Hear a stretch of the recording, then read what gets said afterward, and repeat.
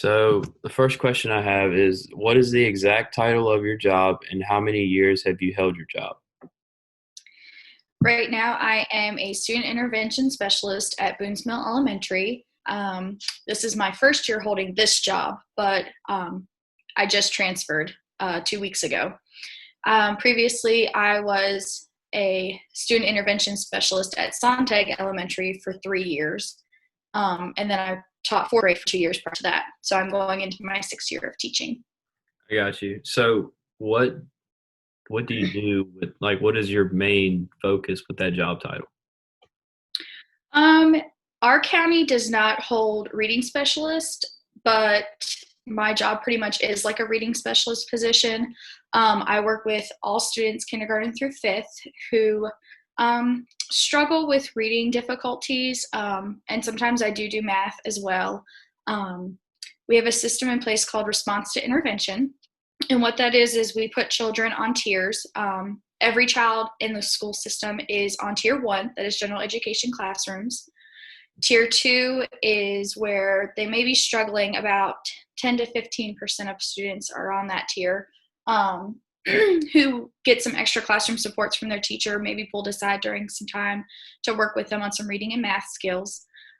When that does not work, though, they move to tier three, which is my position, and I pull them out to work with them more on one-on-one. I never have more than 3 students, and I work with them on specific reading skills. Most of the time, my students are about 1 year behind on reading and math skills. Um, yeah, and I keep paperwork up for that. And then if that does not work, then I send them on to special education eligibility.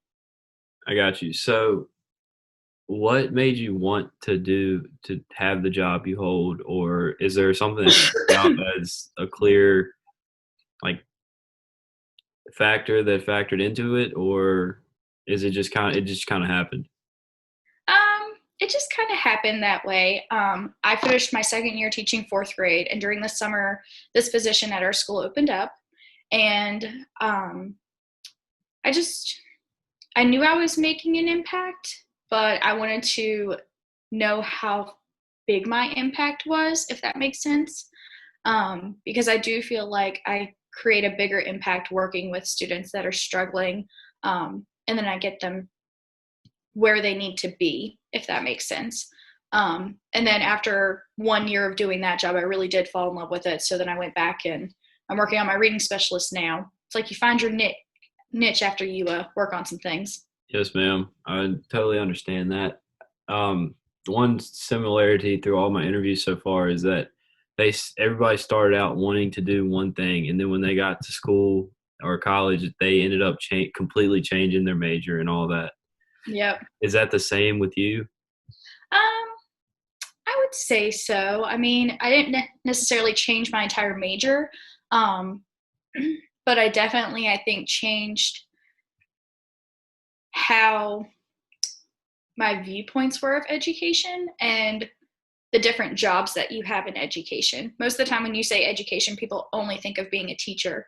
And I mean, that's what I thought of too when I first got into it. But there's a lot of behind the scene factors. There's special educators, there's student intervention specialists or reading specialists, there's paraprofessionals who are different from teachers' assistants. And there's a lot of different jobs in education. And I think after I've worked in that job for 1 year, the job I have now, it definitely opened up a lot of different viewpoints of that. Um, so what did you major in, and how many years of school did you have, or did you attend? I attended Ferrum, so I was there. Oh gosh, I have to think back. I was there in 2011. I graduated 2015, so I was there for 4 years. I majored in liberal arts with my minor in teacher education and psychology. I then went on to Averett University, and for my graduate, I have a master's in education and curriculum and instruction. And I recently decided this past year I was going to go back to Averett and get my master's of education as a reading specialist endorsement. I got you. So obviously you have a boss. Would that be just the principal, or do you have multiple people that you report to? Um, Primarily, I report to my principal, but there are, I guess, different supervisors, I would say. Um, Obviously, my principal is my boss at school, but I also have an instructional coach, and she is kind of like our assistant principal.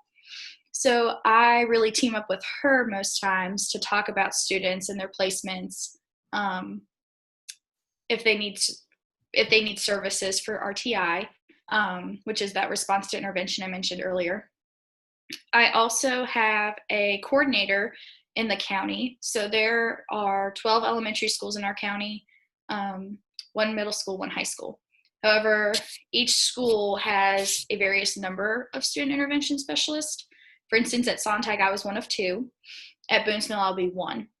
So through the 12 elementary schools, there are a total of 15 student intervention specialists at the elementary level, and we have a coordinator over top of us at the school board level. And so we meet once a month to talk about consistency with our paperwork and how we can remain consistent, because a lot of students do move in between schools.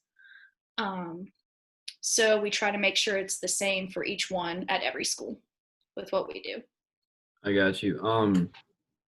So what did you find to be the best part about your job? Oh, that's hard because I love every part of my job.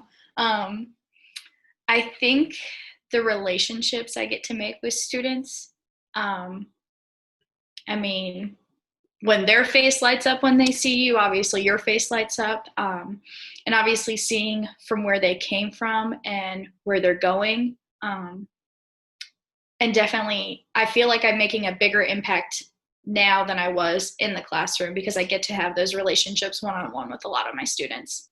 Yes, ma'am. I feel like a lot of what drives people to do what they do is because they want to help somebody else better their life. And as a teacher, you're a big stepping stone in that. Like, I don't know what age you work with, but elementary school, that's when they start to learn fundamentals of like how to act and how to communicate with others. And I feel like that Mm-hmm. you help a lot with that aspect. Thank you. So, on the opposite of that, what would you say would be a like the one con that you have? Oh, the one con. I think sometimes the support is not always there, whether it be sometimes from parents, administration, um, our school board, for example, because we're about to have our school board meeting to decide what the school year is going to be like. Um, I think it's hard to do your job when you have a lot of limitations set in front of you, and you don't have the support sometimes to do the things that you need to do, or you know your students need certain things and you can't get the support to provide for them. That's hard. Yeah, I'm sure that's awful, and that kind of leads into my next question with how has COVID-19 affected your job? I know that y'all had to go to online just like we did Yeah. at Ferrum, and I hated it. I don't know if It was tough. It was definitely tough. My job, it was very scary because I did not know what my job meant. Because most of the time, parents needed support, but we have people in our school systems called family liaisons. And what they do is they provide parents community support. Say if a parent's electricity went out and they weren't able to pay their bill, our family liaison is the person who could connect them to someone that could support them in providing electricity. So our family liaisons were needed, our classroom teachers were needed, but I wasn't per se needed the most. So that was a very scary time to know, am I going to still have a job or am I not? So in March, it was definitely scary too because communication wasn't 100% there, because no one knew what they were doing. So it was a period of grace, but it was very scary at that time. it's kind of a little scary now because though I just transferred to a new school, I still don't know what my role is. It's pretty much as we see fit. So I could be going back in the classroom. I could be doing interventions like I was before. Not 100% sure what the year's going to bring. Well, So that's what I was going to ask. Do y'all have like a plan in place to go back, or is they it up in the actually, air? it's, well, actually, it's 5:12. So they just started the school board meeting at 5 o'clock to make this decision. My phone is like blowing up right now from all of my friends, my teacher friends, because they're telling us how it is. So I'll find out when I finish this interview what the decision is, which it might still be another hour before they come up with that decision. Um, they decided about 3 weeks ago we would go back after Labor Day. So we're starting school a whole month later than we normally were. We were supposed to go back today. Um, they're not 100% sure what they want to do. At first, we were going to do AABB schedule. So students would come on Monday, Tuesday, take a break on Wednesday. The other set of students would come Thursday, Friday. Then they changed it to pre-K through second would be coming into the building all day, 5 days a week, and students in third grade through 12th grade would be virtual. Then they said no. And now we're starting after Labor Day, and now they're making the final decision, hopefully tonight. So Yeah, I know that's hopefully is probably the right word for that. So I have one more question and then I'll end the recording. What is some advice to people that would want to get into the job that you currently have? some advice for people that want to be in my job. Does anybody want to be in my shoes right now? I guess learning to adapt is probably the biggest piece of advice. My very first year I started this job, so when I said I left fourth grade and went to this job, they did not have a replacement teacher for me.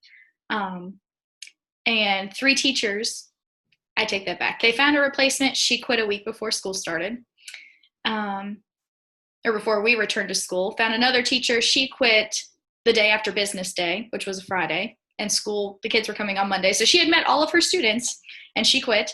They found another teacher. She was there for the first 2 days of school. Then she quit and found a job in Roanoke County. And so then I didn't get to really start my job because then I went right back to fourth grade to help out until they found my replacement. So I didn't really start my job until maybe like after the first month of school. I've been pulled from my position to go help with classrooms. There's times where I don't even get to see my kids like I'm supposed to. So I think learning how to adapt and being able to go with the flow is probably the biggest part of my job, because it can be a little stressful not knowing, again, what you're doing. So that's a big part of it. Yes, ma'am. I'm gonna stop the recording.